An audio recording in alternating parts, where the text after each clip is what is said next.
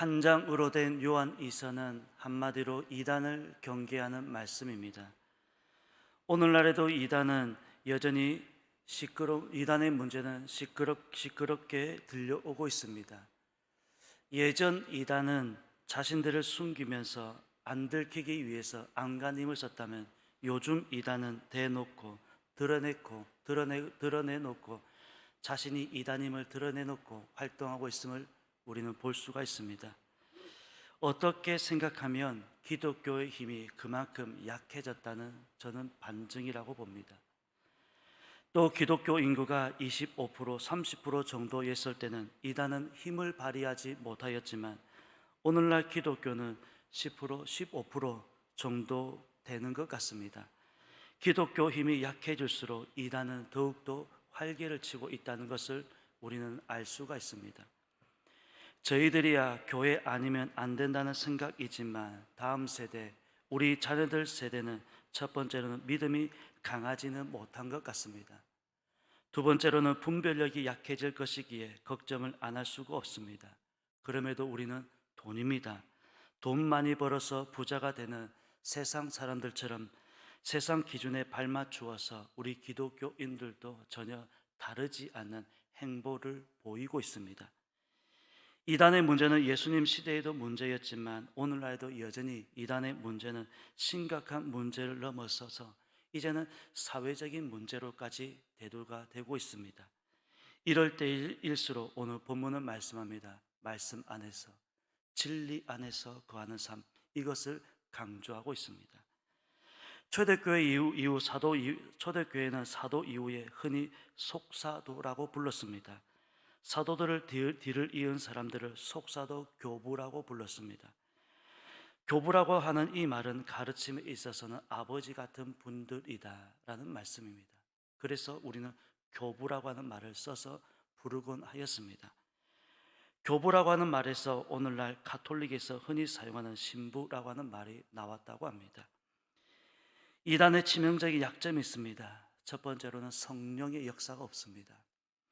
두 번째로는 성령의 역사와 함께 사랑도 없습니다. 처음에는 간이건 쓸개건 다 빼줄 것처럼 하지만, 나중에는 반드시 본색을 드러내는 사람들이 이단의 특징입니다. 한 사람에게 공을 들인 것보다 2배 혹은 3배는 더 빼앗아가는 사람들이 이단의 특징입니다. 사랑을 가장한 욕망입니다. 모두가 다 거짓입니다. 세 번째로는 가정을 파괴하고 있습니다. 네 번째로는 교주를 신격화하는 특징을 가지고 있습니다. 이미 우리는 다 알고 있는 내용들입니다. 다 알고 있지만, 다 알고 있음에도 불구하고 계속해서 우리는 속아 넘어가고 있습니다.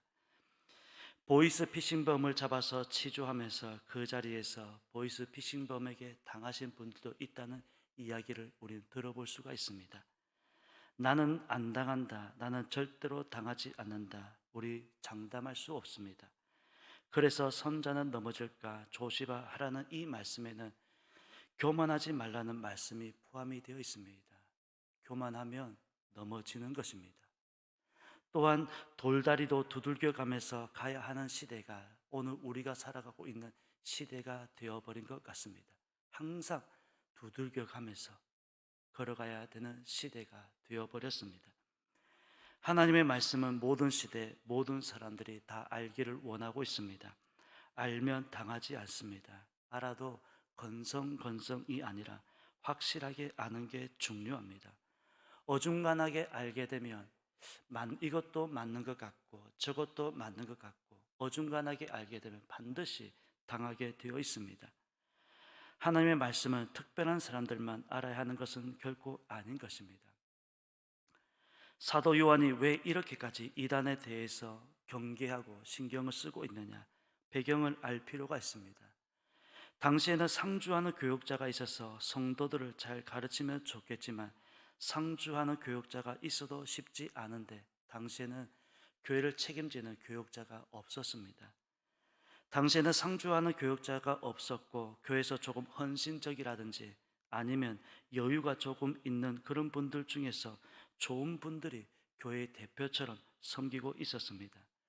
여러분, 우리나라도 불과 얼마 전까지 이렇게 하였습니다. 그럴 때 순회 전도자라고 해서 예고도 없이 방문하는 경우들이 있었습니다. 당시에는 순회 전도자라고 해서 신분증이 있었던 시대는 아니었습니다. 증명할 자료나 방법이 전혀 없었습니다. 어느 날 와서 주님께서 보냈다라고 하면 사람들의 반응은 어떨 것 같습니까? 주님께서 보냈습니다 라고 한다면 우리의 마음을 그분에게 빼앗기는 것입니다. 그렇게 강단에서 말씀을 전하면서 전혀 복음이 아니라 비본질적인 말씀을 전하는 것입니다. 당시에는 이런 일들이 비일비재했던 것 같습니다. 그런 일들이 비일비재하였기 때문에 베드로라든지 요한은 입만 열면 마지막은 이단의 이야기를 하고 있었습니다. 그때 당시 베드로나 요한이 활동하던 그때 당시는 이 이단의 문제는 절박한 심각한 문제였습니다.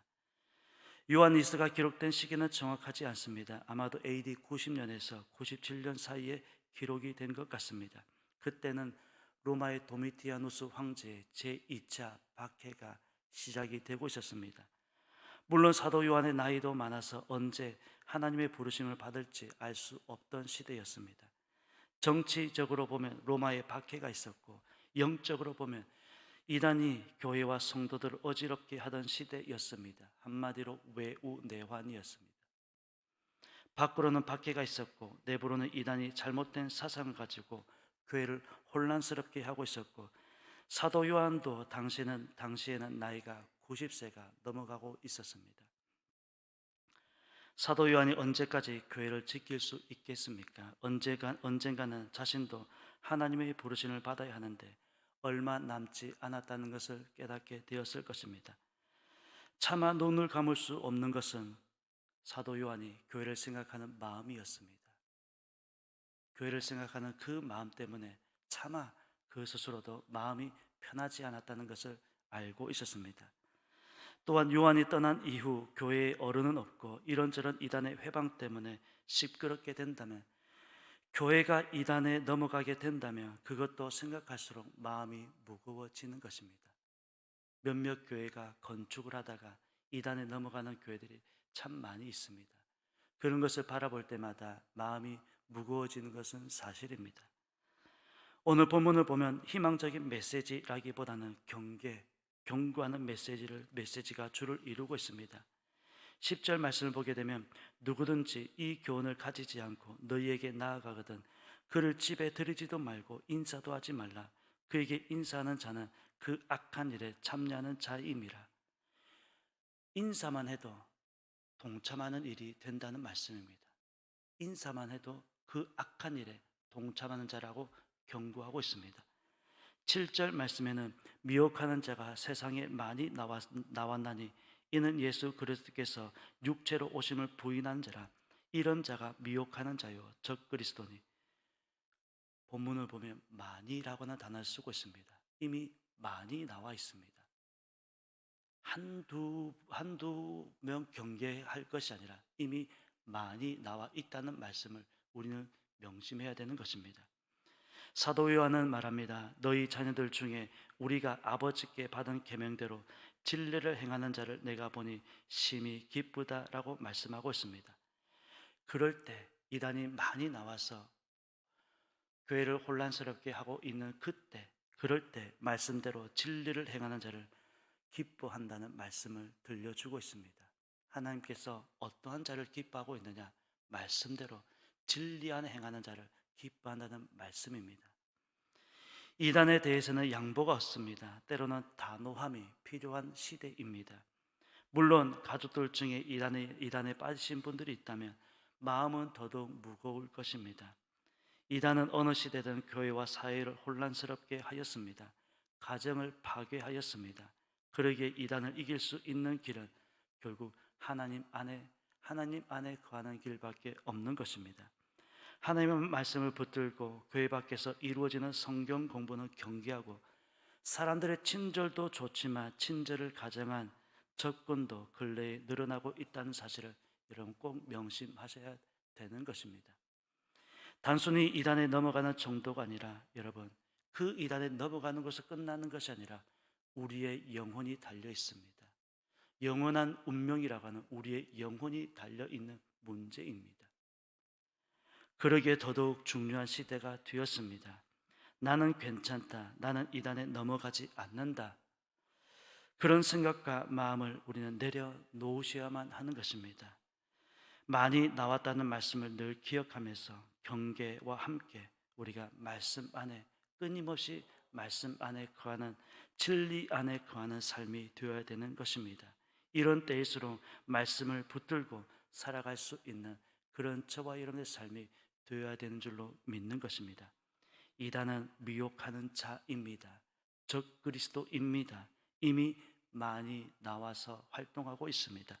그러므로 말씀 안에서, 진리 안에서 행하는 삶, 우리 하나님께서 가장 기뻐하시는 말씀과 진리 안에서 행하는 이 삶 늘 잊지 마시고 오늘 하루도 말씀과 진리 안에서 행하는 그런 저와 여러분의 삶이 되시기를 예수님의 이름으로 축원합니다. 기도드리겠습니다. 하나님 아버지, 감사드립니다. 사도 요한은 백발이 하얗게 물들어 있는 사도 요한의 모습을 보면서 그 성도들을 또 경계하고 가르치고 있는 말씀, 메시지를 오늘 들려보게 됩니다. 특별히 이단에 관해서 말씀하고 있습니다. 인사까지도 경계하고 있습니다. 그들을 들이지도 말라고 말씀하고 있습니다. 이미 세상에 많이 나왔다고도 경계하고 있습니다. 이런 시대에 우리는 살아가고 있습니다. 그러기에 돌다리도 두들겨 가면서 걸어갈 수 있는 우리의 삶이 되어지게 도와주옵시고, 특별히 우리의 영혼이 달려있는 문제입니다. 이런 때일수록 우리 자신을 점검하고 끊임없이 말씀 안에서 거하고 행하기를 기뻐하는 우리의 삶이 되어질 수 있도록 인도하여 주옵소서. 그리하여서 한 영혼도 한 가정도 이단에 넘어가는 어리석은 일이 없도록 우리 하나님께서 함께하여 주시옵소서. 오늘 하루도 우리에게 새로운 하루를 허락하여 주셨습니다. 이 하루도 진리 안에서, 말씀 안에서 행하는 하루의 삶이 되어질 수 있도록 우리 하나님께서 인도하여 주옵시고, 매일같이 찬양으로 하나님께 영광을 돌리는 천사 찬양의 장도 기억하여 주옵소서. 귀한 찬양 올려드렸습니다. 찬양할 수 있도록 우리의 건강과 믿음 허락하여 주옵소서. 감사드리며 예수님의 이름으로 기도드립니다. 아멘.